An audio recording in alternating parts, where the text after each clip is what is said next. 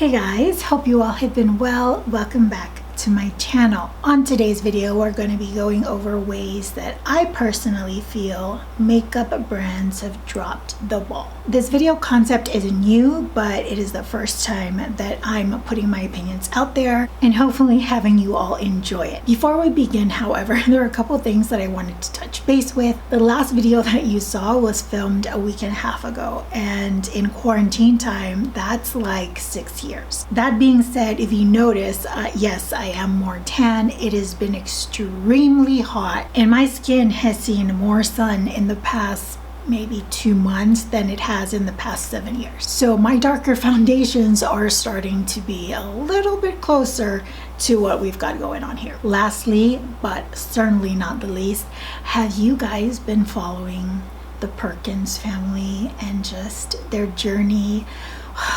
I watched episode 5 today. I'm so happy for them. I know who Desi Perkins is. I watch her videos here and there, but haven't followed her or, been like this mega fan of hers. But her story with her husband is so beautiful, and I've also been following this couple, Phil and Alex, prior to, Desi coming out with her own journey, and I'm just so filled with love for these couples to finally get the experience that they've been waiting years for. So I just wanted to say that I was so happy I watched episode 5 this morning. Without further ado, let's get straight into the video. A lot of what I'm going to talk about incorporates a number of makeup brands because I feel like they dropped the ball pretty much in the same way. So the first two brands will be MAC and NARS. Now this is a painful one for me because I still love these brands, but you must call a spade a spade, and these brands have not maintained their status in the makeup industry, more so in terms of the everyday consumer. The reason I say that is because if you look at pro makeup artists, people that do editorial work, runway work, just really out there and in the industry, they still have quite a bit, or if not some, of these brands' makeup products in their repertoire, in their arsenal. However, for the everyday consumer, people like us, people on social media, they don't have the same appeal that they once used to have. Years back, MAC was the epitome. Like, that was the brand that you were hoping to become if you were up and coming. And I feel like NARS is kind of that. It's a slightly higher end sister to MAC. But as years have come and gone, they haven't been competitive with the innovation of other brands that were trailing them, trying to catch up to them. They weren't progressing and maintaining that gap of quality. That's not to say they haven't tried to produce other makeup. It's just, it's never innovative enough, or they weren't as forward or as quick as other brands to set trends, to innovate, to be forward. So that's my take on how those brands dropped the ball. They were at the forefront. People wanted to just try and catch up. They eventually did because these two stayed stagnant and then eventually surpassed them. So another clump of makeup brands will be Tarte, Benefit, and Too Faced. Take this with a grain of salt. I'm not speaking on behalf of all the people within the demographics, but a large chunk, okay? The consumer group, the demographic of these three brands are usually people that are more of like the teenage, younger, like trying to be fresh and everyday, kind of a fun, youthful feel to the brand. And they thrived. At one point, they thrived at getting to that demographic. But now that we're years in, the demographics, that same demographic that they're trying to attract, they've already grown into adulthood, and the incoming demographics, I don't think they want the same thing anymore. If you're looking at the youth for today, the makeup that they feel drawn to, they're more mindful about their purchases. So they'll purchase from, Walmart, CVS, or look into other brands like ColourPop for more affordable options. And if they are dabbling into more mid to higher end brands, it's not Tarte and Benefit and Too Faced that they're looking to now. They're looking for Glossier, they're looking for Milk. To a certain degree, they're looking at Fenty, that more natural, no makeup, very fresh look.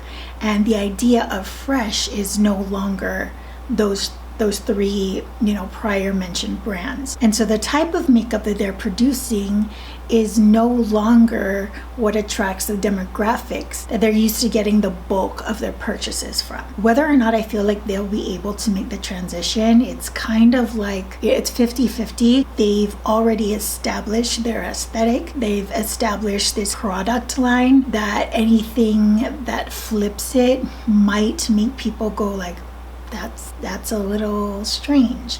But then again, you never know, if it might just be what they needed to do in order to get back that interest from their general demographics group. Next, we have ColourPop and ABH, and I'm certain that some of you already know what this point is. This is where they dropped the ball. I would say the past couple years, ColourPop was the height of affordable makeup, and Anastasia was the epitome. I think they were the ones that kind of dethroned MAC from their price range. Where they dropped the ball was when they realized the standard that they had, their rankings in the list of beauty brands, knowing that they were up there, and they went, okay, now is the time we're gonna crank out products. And I know that for many of us, we just kind of went, whoa, hold up, wait a minute, it's Chapo. Is that the song? I don't know. I see it on TikTok all the time. But yeah, it got overwhelming very quickly. The amount of products these companies came out with was it was over saturation for their brand. People noticed, people spoke, and luckily, I feel that those companies listen. So that's a great thing. I don't think we're gonna see ABH and ColourPop go anywhere, but they definitely got some flack for just cranking out too many products at once. Morphe's gonna be solo because I feel like they are very much the only brand that you can automatically attach this fact to. If I said this without mentioning the brand, you would know it's Morphe. And so they dropped the ball because they relied entirely on influencers to sell their makeup. To sum it up, they basically pay influencers to do a sponsored video or to create a palette, and then in turn their viewership, their audience buys all these products, and then voila, you've got money. What we're seeing now, and we've seen for a little while, is that we're tired of the same influencers saying the exact same thing every time. Oh, this is the Morphe setting spray. By the way, use coupon code blah blah blah for 10% off your Morphe order. I know that there are some people that have created content purely based on the fact that it's annoying at this point, to the point that the influencers are getting flack for it. Their audience members are telling them that stop with the code pushing, stop with just always using Morphe products. And that's a horrible situation for Morphe to be in, because that's how they make money. If the audience is telling the influencer like, I'm kind of tired of hearing this, then their influence to sell the products for Morphe, it's no longer there. So what Morphe is used to relying on entirely, I feel, it's no longer there. So what else do they have?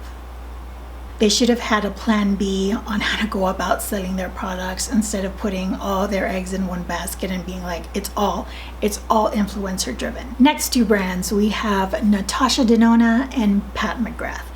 I'm going to separate these two from other brands like Tom Ford, Chanel, Chantecaille, more luxury brands. I don't think that's the case for Pat McGrath or Natasha Denona. It's just expensive. let's start off by saying that these brands make money, but they don't make money because they're well loved or the most popular. They make money because their products are so expensive. They don't sell in quantities like ABH, like ColourPop, but the cost of a single product is far, far greater than those other two said brands. And I think that point is what drops the ball for them. It's so expensive. Now, I do own some Tom Ford quads. I chose to buy my Tom Ford ones, but not for 1 second do I believe that the cost matches the production cost. My Tom Ford quads are not worth that money. Natasha and Pat McGrath, they're not. They are not worth that money. And so with that said, Pat McGrath, Natasha Denona can build their fan base much bigger than they are by allowing more people to afford their products. And I know that sometimes they do smaller palettes and so they're more affordable, but what they're known for are their bigger palettes. So maybe dropping prices for their well-loved palettes, like what draws people in, can create more traffic to their company. Lastly, influencer brands. I'm not going to be brand specific. I'm not going to mention anybody here because it isn't the case for everyone, and the influence and how it's been affecting them, it ranges from influencer to influencer. However, what I feel like these influencers drop the ball on when it comes to their makeup brands is that they attach their makeup brand to their online personality. I think it's pretty safe to say the way you conduct yourself online has an effect on the reputation of your company, should you have one. And with past events, we see that some influencers are better at maneuvering through having an online presence and having a brand and still being able to maintain the professionalism with a company, but still be themselves and express themselves in a way that doesn't affect the other negatively. So some influencers drop the ball by allowing their personalities to be the kind of extremes or maybe not socially acceptable behaviors. They kind of push that out into the community, their consumers, their fan bases, and people that don't like them. They showcase that, and that in turn affects their company. So whether it's like boycotting a brand or canceling a brand, it all plays together. And for a influencer company, that's important. And the reason I say that is because their core consumer group are the people online, the people that watch their content, the people that go to their tutorials for makeup looks, the people they follow on Instagram, and so on and so forth. Their platform is what sells their products. And so if their platform is not appealing to society or is questionable, it's gonna have an effect on the business side of their brand. So, rambling done. If you guys like this makeup look, okay, you're gonna see a video, the past two videos. The first one I mentioned that I don't like applying bottom products. I think it was in my makeup application things I hate. And then in the previous video I said I don't like using reds and pinks. And so I took those two things and I said, Annabelle, you don't like them, but that doesn't mean you can't challenge yourself to try them. So here is the look that I came up with, and a full list of products can be found on Instagram. I don't know if I said this part. If not, check out my Instagram, first link in the description box down below, where I post a photo of this makeup look along with all the products and the caption. Till the next video, I hope you all are doing well, taking great care of yourselves. I will see you all next time. Bye guys.